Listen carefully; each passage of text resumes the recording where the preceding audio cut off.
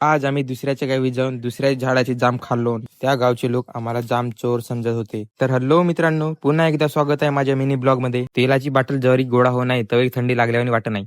आज आम्हाला जायचं होतं बाहेर गावी, फ्रेंडच्या ताईच्या साक्षीगणमध्ये. या गौरनगरच्या रस्त्यामध्ये एवढे गड्डे आहेत ना की काही सांगायचं नको. गाडी टुबुक टुबुक लवा. येता येता रोहितच्या गाडीवर चालान फाटली 1000 रुपयाची. आम्ही ट्रकच्या साईडनं भकणारी गाडी काढलो. त्याच्यानंतर पोहोचलो कोरंबी टोल्यामध्ये. आमचं स्वागत करण्यासाठी ढोल ताशे आपण बोलवले होते. गाडी साईड लावून पोहोचलो कार्यक्रम स्थळी. साक्षीगण दुसऱ्या कोणाचा नाही, आमची सायन्सची अजिंक्य सर आणि फ्रेंडच्या ताईचा होता. बाहेर टिप्स देत होता की पोलीस भरती कशी द्यायची. महेंद्र कॅटरिंग घेऊन आलता आणि विचार करत होता स्टॉल कोट लावायचा. तिंक्या मना जाम तोडून दुसऱ्या झाडं आहे तोडून. खाण्यापिण्याच्या बाबतीमध्ये कोणाची ऐकावची नाही. जाम तोडावची निंजा टेक्निक. झाडाचे जेवढे चांगले चांगले जाम होते पूर्ण आम्ही साफ केलो. घर मला पण विचार करत होता याला कधी जाम खावायला भेटला का नाही. साक्षीगण लागत होता. चला म्हणला गाव तरी फिरून होत. आणि गावात एक लग्न पण होता.